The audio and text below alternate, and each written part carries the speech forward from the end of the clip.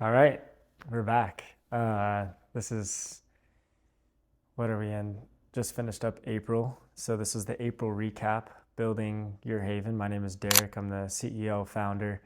And, for the last couple of months, we've just been documenting the growth of the business through YouTube, through the podcast, and really more for me and our employees and our partners more than anything else. But I think it's also just great lessons that you as a contractor or just an entrepreneur or whoever, maybe you just want to listen to me talk for whatever reason. Hopefully there's lessons that you can learn from this that you can take into your life. We're doing this a little bit late. It's like May 18th right now, so this is actually, I have the entire team here this week, which is really exciting. So Eddie, Bailey, Scott, and Zen are all in Vegas. Obviously Zen and I live together. We're in Las Vegas, and so they all flew in to do another kind of team week here in Vegas as we're continuing to grow. But April was an awesome month for us for many reasons. We had a couple losses, but a lot of big wins. So starting off the month, we had our first ever team week here, where Scott, Bailey, and Eddie came. They stayed. We were able to work together for a week, and having the entire team come and be a part of just be together is so impactful. Getting your team in the same room is so impactful. And obviously a lot of guys know that who are building companies and have brick and mortar offices or brick and mortar buildings. But for us, we're all remote. And so we kind of take it for granted sometimes how important and impactful it is to be in one roof all together. We really were able to execute a lot of the things that we wanted and just get even more on the same page as far as the vision of where the company is growing. So a couple of the things that we were struggling with that we talked about in the last couple of recaps is just how we've done a really good job branding and marketing and bringing in a lot of leads and potential customers into our funnel and into our sales process. But we're still offering some lower packages. And we were kind of stuck in the middle for a while where we weren't the highest price luxury product for companies who have processes and systems in place. We weren't the lowest priced, even though we did create the starter offer, which was a $750 kind of lower offer. We did start that, and we kind of ended up just kind of stuck in the middle. And with the good branding that we did, we were getting so many leads in that our sales team just went crazy in the beginning of this year and sold a ton of the starter and ton of the trial. And it put a lot of pressure on our design team. And so one of the goals in April was to cut the starter, cut the trial, and just sell our pro and platinum memberships, which we increased pricing on those too. So $5,000 a month for our pro, $8,000 a month for the platinum. And the biggest pieces, the different pieces between that is like the quality of and the quantity of pages for construction plans, as well as turnaround time is the main thing between the platinum and the pro. And I think the sales team was just a little bit nervous. I mean, Zen as our sales manager, he's been through everything under the sun as far as me switching up on him a lot. When he first started with me, I paid him a little bit of salary, and then he made commission on any deals he brought in. And then after about a year, I completely cut his salary and we went to commission only. We've adjusted the product a ton just to iterate, and then go execute. And he's just continued to execute and sell deals time and time again. And so cutting the trial and the starter membership was a big deal because we sold so many of them. It was so easy to sell that our sales team had so much momentum, and their mindset was just, okay, I only need to go sell a $750 a month product or a $2,000 trial that we know works, because last year we sold 400. And their mindset was like, okay, this is the number. And then so after cutting that and going to, okay, actually the number that I need to sell on is $5,000 a month, that's like a big jump. And doing that to your sales team is really tough. And increasing prices is tough on just momentum and mentality. And so what we really had to focus on in practice with the guys was just remembering that when we're in our sales pitch, they don't know our prices. They don't know we used to have a $750 offer. They don't know we used to have a trial offer. They only know what we show them. And so still coming with that confidence and excitement and high energy will still allow you to close deals. And we actually had one of our biggest months last month with the trial and the starter completely cut. We grew our monthly recurring revenue to a little over 200,000, but we grew it over 80% in 1 month from cutting the trial and the starter and just focusing on higher quality customers at a higher price point, selling to people who have processes and systems into place.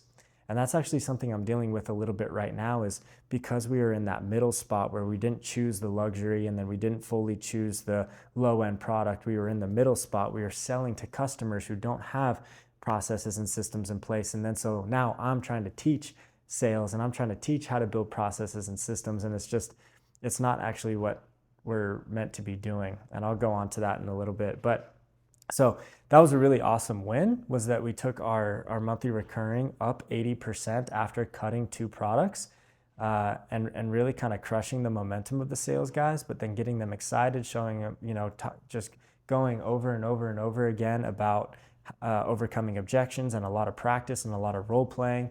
And the team just went out and executed, and we sold a ton of deals, which was really awesome. And so that was definitely a big win in the month of April.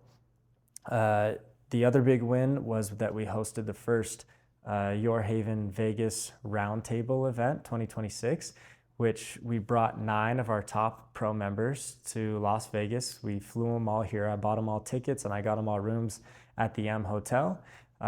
It was a group of our top pro members who have been with us for a long time, who have been using our product and using our system, and who have grown their businesses in partnership with us, which is really a blessing. And so we brought them all out here with really the goal of, like, we weren't pitching anything, we weren't selling anything. The goal was really just to kind of give back to them, say thank you for believing in us, and then also put these guys in a room together so that they could have great conversations, they could communicate, and they could hopefully learn from each other, so that when they go back home on Sunday, then they can start implementing some things that they learned over the weekend into their business to help grow their business.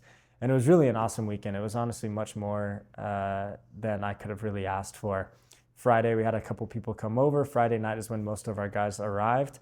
We had a couple people come over, and we really just hung out. But then Saturday was really the main day. So we woke up super early, which, in the YouTube video we're about to put out, if it's not out already, we talked about how, like, picking golf was kind of like a kind of a gamble, because it's such a long 4 hours out there with guys who, not everybody's a golfer, but it is a good opportunity to sit in the cart with somebody and really get to know somebody. So we did really good pairings, and we played golf. It was just like 7 a.m. tee time at Revere, which is right near my house, and also the M Hotel. So it was really nice. We played a 4-man scramble. I think everybody had a really good time. My team ended up winning. Shout out to Daniel Crashman, Open Book Pools. He's a beast at golf. Troy did well as well. And then Wes Suit was also on my team. And, we just had really good conversations, and it was just really enjoyable. And it was a beautiful day too, which was nice. Not too hot. It was still in the morning. So honestly, I think I had a hoodie on until hole 17 or something like that, which was great. Got to have some drinks with the guys. Everybody kind of loosened up. And then we came back to the house, and we hired a private chef as well, which was really cool, because I just wanted it to be like a high-end experience. I wanted them to be taken care of. And so we had a great lunch. The chef made us dinner. And then I also hired a dealer to come in and deal for us for a poker night. And everybody just got to sit around the round table and talk and hang out and play some poker, and continue to talk about business and meet each other and hear how everybody's processes are similar, but also maybe a little bit different. And I think it was a really, really awesome experience, and something I definitely want to do again. We've been talking about maybe planning one for the fall, where maybe will be a little bit more intentional. Like, we'll do more of a pro member one, but the next one will be more of like a intentional kind of training one, where we're really focused on teaching the design process, or teaching the design sales process, kind of some things that we're doing right now that I'll get into in a second.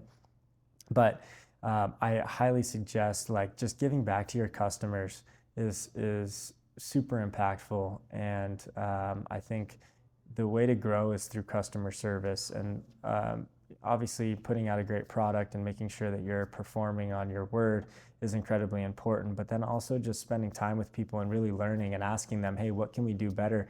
And you know what? One of the main reasons why we cut the trial and why we cut the starter is because every single one of our pro members who was here on site said, we would pay you even more money, Your Haven and Derek. we would pay you more money if you could do X, Y, and Z for us. And the main things were really like, can you get faster? More in-depth plans. And those were really kind of the two main things. Like if you could do that, we would pay you exponentially more money. And when we kind of discussed that as a team, it was like, man, we don't need to actually go sell every single person on the planet. We just need to serve people who already have, like, our ideal customer who's probably doing over 5 million now. Before it was a little bit less, like 2 million, but the guy's doing 2 million still. The owner's typically doing everything under the sun. They don't have a team, they don't have systems, they don't have processes. And that takes away from the quality of our process. And so after hearing that, it was when really we were like full out. We were like, okay, we're cutting fully out on the pro trial and the starter, and let's just go sell these high end folks. And literally like a couple days after, we sold a couple platinum memberships at $8,000. We sold a couple more pros at $5,000. Zen sold 10 pro members in April. 10 pro members added over 50,000 in monthly recurring revenue in 1 month, because we just cut the bullshit and just sold the main product and really didn't give an option. So shout out to Zen for that. And shout out to all our guys who came: Troy Folks, Stefan Folks, Adam Pratt, Jared Mers, Chris Gillespie, Wes Suit, Mason Cupers, who else? Dana Crushman. Is that 9? Something like that. I think I got everybody. Shout out to all you guys for coming and hanging out with us. That was awesome. Yeah, it was good. That was kind of the pro roundtable. One of the downsides of the month was that a couple of our longest standing designers approached me, and I think maybe they were a little bit overwhelmed. I've tried to reflect back on it. I think in the beginning, when you're building a business, you get really close to the people you're working with. And I think that's just part of it. And as you grow, you're going to outgrow some people. And it's not a negative thing by any means. Sometimes it's actually a good thing, because you get emotionally attached in some ways to people who you work with for a long time, especially from the beginning. But sometimes those people aren't meant to work with you for the rest of time. You outgrow them, or they outgrow you in some capacity. And we had 4 of our designers who were with us from the very beginning actually approach me, and first it was like, hey Derek, we want to kind of start our own design agency. It's our dream, and we kind of want to go do it. We'll still do designs for you. You just kind of send it to us. And it was just kind of a weird thing. And there's a little bit of respect lost, because there was no conversation had with me before they all kind of came up with this coup and came to me. And so, I gave them the decision: you can stay here or you can leave. One of the, really, it was time for all of them, honestly, to go. You just get comfortable, and there's other people who are really working hard, and guys were just getting comfortable. And so it was good. It was good to be able to let them go. But essentially, we lost 4 designers that were with us from the very beginning, so like no matter what stage of business, there's always things that are going to be happening. It's just how you react to them. And so, one of the big things in the last couple months is that I kind of put recruiting and hiring onto Bailey. And so I kind of just give him the freedom as the operations manager to just go hire where we need. And one of the things I actually talked about this morning in our morning meeting with the entire team was that, yes, you guys have the ability to go hire and bring people in, but the easiest solution to any problem is just to throw money or a body at it. The harder solution, but the much more longer lasting solution, and the solution that's going to be more sustainable and really help your business grow, is not by hiring more people. It's about creating more efficiencies.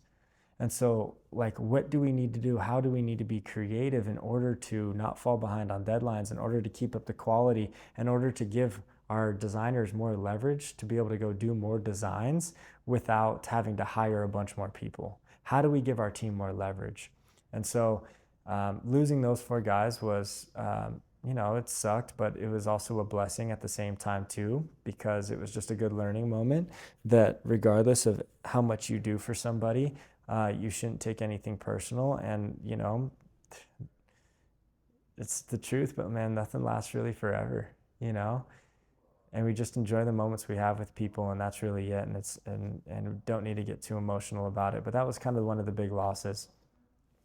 Now, having said that, one of the other huge wins was that we had a new, I forget the exact title I gave him, right? We were just, as the owner, you're just kind of coming up with titles for people's roles. I mean, it's a super clear job description for what he does. His name's Brian, and he came from another design company, and he is on as kind of the internal design systems manager. And so his first 2 weeks of the business, which I brought him on, I hired him, and then I didn't talk to him for 2 weeks. And his first 2 weeks of the business was to go map out our entire process and find our biggest limiting factor. And then 2 weeks later on Friday when we met and he showed me the Figma map he put together of our entire design process, I was absolutely blown away. He's 41. He's been in this game for a long time.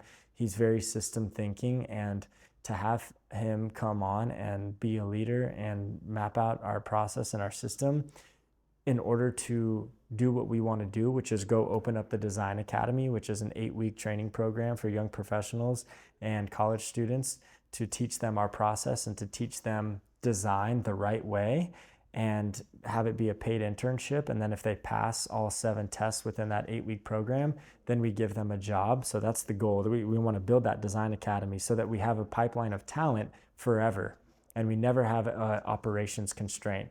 And the way that we execute on that is that we brought in Brian to map out everything, find our biggest limiting factors, then create standards and SOPs around the proper way to run our process. Once everything is documented, we then create trainings for our new hires, and then we use those trainings to go build the Design Academy. And so that's kind of his main goal. And so he's been on with us. I mean, right now it's May 18th, so I'm a little behind on, it's been 18 days since the end of April, but, he's been on about 6-7 weeks or so, and he's just continuing to impress me. And so the important thing is just to allow him to go do what he needs to do, not micromanage. He knows what the goals are. I've given him the goals. I've given him the KPIs. I've given him the vision. Now we just let him go execute. And that's what I try to do with all our guys. I'm not here to micromanage. I hired you for a reason because you're better than me at whatever that thing is I hired you for. And I want you to just go do it. And I want you to go do it better than anybody else would do it. Otherwise, I'm going to go find somebody else who's better to go do it. That's the point, and I'm not here to micromanage. I'm here to let you go, make some mistakes, make decisions, and really just go run. It's something that I really love about Eddie is like me and Eddie have been on the same page for so long. Like sometimes I'll have an idea and I'll tell him, hey, you should go try this. And then, he'll message me back and be like, hey, I already did this actually. Here, check it out, in whatever capacity. But it's just, we've been working together for a long time, so that might be why. But that was another big win was bringing Brian on. And then kind of the other big thing I wanted to talk about is where I'm not second guessing. I see it really as a huge tool for us, but so this part I'm not second guessing. It's the next part that I'll discuss. But I started what we're calling the Design First Contractor Series. It's a 6-part live webinar series where we're teaching our outdoor living pro members and outdoor living contractors 6 parts for how to sell design and think about design first. So the initial part was really the mindset around design and the math around design. What happens when you focus on selling design first rather than trying to sell the $100,000 project? How impactful design can be and why design is really all 5 parts of your business. It's the marketing, it's the sales tool, it's the estimating tool, it's the tool that you can use to give instant feedback after the project is completed. And it's really just the foundation of your entire business. And so design is incredibly important. No project should ever start without design because design is the only way that the homeowner can make all their decisions. It's the only way you can accurately estimate it. And it's the only way you can really avoid having miscommunications and inefficiencies on the job site if there's a proper plan and proper 3D renders. And so we started this live webinar series to really tell the market what we want from them and what to do that would better help us perform on behalf of them. That was really the goal. We want to teach them how to sell more designs, because if we can get the entire industry to sell more designs, then they're going to need more designers, which we are the number one and main option for everybody out there. So they're going to come back to us. We're going to teach them how to do a proper intake and how to get us the information that we need in order to have a successful design. We're going to teach them how to ask the right questions so we understand why the homeowner wants what they want, not just what they want, but why they really want what they want. And just, kind of share the expectations again, so that we're creating the ideal customer for us by being the thought leader in the outdoor living space when it comes to design. So first part was about the mindset of design. Second part was about the discovery call. So when a lead comes in, how you talk to them on the phone, how you approach that conversation. Really the main parts would be framing the conversation as, hey, I just want to make sure that we're the right fit for each other, kind of having some pullbacks, qualifying them, and then scheduling an on-site meeting with both decision makers within the next 48 hours, giving them a time, not asking them for a time. Then the next part was the on-site close. So the main goal for what we feel is the standard for an outdoor living contractor is to focus on selling the design on-site. And that is in their very first on-site meeting. Right after that discovery call, they're going to meet the homeowner on-site. We call it the collaborative design meeting. The goal is really to understand, again, why the homeowner wants what they want. So asking good questions, creating that rapport, sharing your expertise, and then charging for design at the end by recognizing all of their objections and all of their fears, and then overcoming those with all the deliverables that come within the design package. So if a homeowner's fear is that they can't see what it's going to look like, or they're worried it's not going to look like what's in their head, well, hey, that's what the 3D renders are for. This deliverable in our design package overcomes that. And so if every deliverable in our design package overcomes all of their objections, all of their fears, everything that they worry about when doing an outdoor living project, then there's no reason why they wouldn't buy a design. And I've had this conversation with so many contractors recently, guys who have been in the game for 20 years, who are afraid to sell design, who say, my market doesn't sell designs. There's people offering free designs, and when you buy into that, then the only thing you're ever competing on is price. And by selling a design, you're not competing on price. You're competing on your expertise, your knowledge, the process that you've built around being a leader and being a thought leader within your market, being the expert to guide them through exactly what a proper process for successful outdoor living projects should look like. So that was call number 3, the on-site close. Call number 4 was last week. That was the intake. So how to gather the correct information for your designer in order to have a successful design. We're talking, the questionnaire that you send the homeowner. We're talking about the site documents, so the plot plan, the survey, the house plans, the elevation plans, the topo map. We're talking about the intake of the photos, videos, and elevations and measurements and all of that, which that can be more attributed to the Matterport camera, or we just got off a call with another guy who has another product like a polycam of some sort. Leveraging those tools to get us more information for what we need, because one of the main problems that we're having is that we're not getting enough information from our contractor in order to have a successful design, or in order to have it be efficient. They send us 4 or 5 pictures. They say, hey, he wants a fire pit and a pool, go work. And that's fine, but we're not on site, and our price reflects that. We're not selling these designs for $20,000 to the contractor. Some of the times we'll sell that to the homeowner, but that's because we're doing all the work of gathering that information. So what we want is we want to teach and tell the contractor exactly what to do when we have their attention. Part 5 this week is going to be the presentation. So how to take the design and the plans and the estimate you put together, how to go present it in person and close the construction contract. And then next week, the last week, is going to be all about the system in general, like how to build your intake form, how to overcome objections, how to build your standards page as a business, just kind of more of that system kind of talk to bring it all together. So I'm really excited about it. I think it's great. I think we're doing the right things. There was another, something else that happened in April is that I flew to Salt Lake City to go meet Alex from TechoBlock, to go have a conversation with him about our relationship moving forward. We've talked about TechoBlock a lot in the last episodes. I flew out to them last year, just as a surprise to just say, hey, I'm really serious. But then it was Canadian holiday, so nobody was there. I flew all the way to Montreal, so I had to fly my ass back home, and then I didn't hear from them for a while, and then they reached out again because they had Leanscaper and Mark Bradley at their tour this year, where they tour 40 different cities and share their product and use a project that they completed in-house last summer, and they videoed it all and documented it all, and then used that as the teachings for their tour. So they do that every year. In the summer, they do a project, they film it all, they record it all, they use their new projects, they talk about how to properly install, they talk about, different things to do in this scenario and that scenario.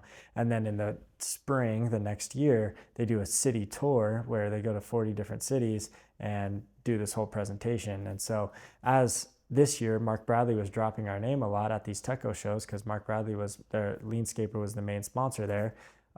They started hearing our name again. And so Alex invited me out to Salt Lake. And the reason why I kind of wrapped that in is because Alex told me, he said, I never waste a single moment when I talk with a contractor. When I get any contractor's attention or any outdoor living builder's attention, I tell them exactly what I want them to do because I've seen what a successful contractor looks like and I've seen what a non-successful contractor looks like. And so I never waste a moment telling exactly what I want them to do. And it kind of shifted my mindset a little bit to think more about when I have their attention, I need to tell them exactly what I want them to do as far as selling designs, the way to sell the designs, and the way you gather the intake and the information necessary in order to have a successful design.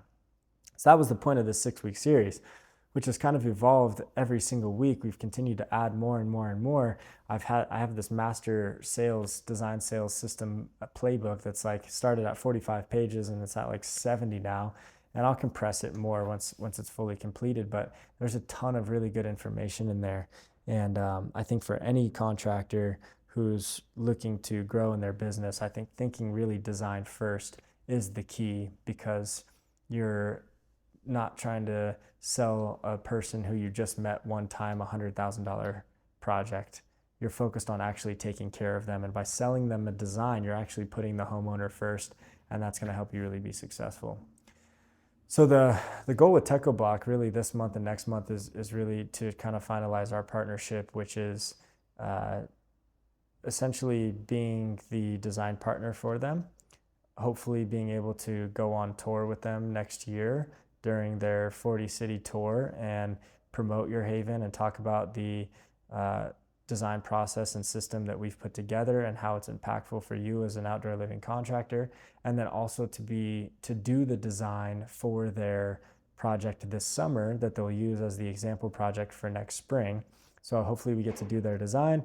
And then what I also would love to do is do a podcast with them and then do a design sales training that lives on their website, like some modules under their trainings that they've built to help contractors grow in that capacity too. And in return, what they want is they want to be the preferred supplier of hardscape materials through us. So we just spec the hardscape materials, and they want us to basically hit 400 projects with their product in it. And then that'll unlock kind of the podcast and the trainings, and then just kind of continue to build from there. So it's an interesting thing. I think Techo's a really cool company. I think the one limiting factor a little bit for us is just that they're not everywhere in the US. So to get their product, it's a little bit more difficult than just going to your local supplier and getting like a Belgard, because Belgard is everywhere. Techo's not in every single market. So for us, we have to be a little bit more strategic about which projects we can spec Techo and which we can't if they're not able to even get the product, which is important. But yeah, that's kind of the relationship with Techo, which we've been talking about them for years now. So to see more of it come to fruition and really have a good conversation with Alex in Salt Lake City and for him to invite me out was really awesome. Yeah, me and Zen have been, we got this awesome house, and it's just really been a blessing. I mean, the goal of this house in Vegas was, one, to be closer to my family, which has been so amazing to just have dinner with them once a week. I think spending time with your family is incredibly important. There's people out there who just are just like, no, you just need to work. And I work so much and I love it and I don't want to do anything else. But I think it's also important to allow yourself to have, kind of the support from your family, and that's one of the main reasons why we're out here. And then the other big reason why we got this really awesome house and really headquarters for your Haven is so we could do more things like this. Like right now, May 18th, like a month and a half after we just had the whole team here, we have the whole team again here for a whole week again. And it's just building that chemistry, it's building that vision. What's nice is that, you know, Bailey has a family and kids, Scott has a family and kids, Eddie has a girlfriend, and when they get to come here, it's really just like all work. So selfishly, I really like that. I love that they get to hang out with their family, but also I think it's like really cool that we just really get to be on the same page and really make exponential progress when they come here. And so it's been really awesome. But that was April. There's been a ton of things that have happened in May so far, so we're excited for the May recap. But you know, that's kind of where we're at. I think the biggest lessons that I've taken from this is that you have to choose one way or the other the type of customer that you want to serve and not get stuck in the middle. Do you want to serve the low-end customer, or do you want to serve the high-end customer? And if you get stuck in the middle, then you start doing things that I'm doing, which is like trying to teach a sales process and teach systems and processes, and we don't necessarily want to do that. I want to be the thought leader when it comes to offering design to the market and getting the entire market and outdoor living contractor space to think about design first, but I don't necessarily want to be a consultant or a coach or anything like that. And so by raising the prices and by focusing on that luxury customer, we actually have to serve less customers. We get to have a higher margin, but we also get to give more attention to a smaller amount of customers rather than trying to serve hundreds and hundreds and hundreds at a really low price, you know. And so that was kind of the biggest lesson I learned. You have to pick one way or the other. Definitely don't get lost in the middle. And either way, the business will work. It's just you have to pick one or the other, and then just go full foot on the gas for that. So yeah, I mean, that's the April recap, the Developers Podcast. We're documenting the journey and the building of your Haven, and we'll see you in the next couple weeks or month or 3 months, whenever I decide to upload again on the next update. See you later.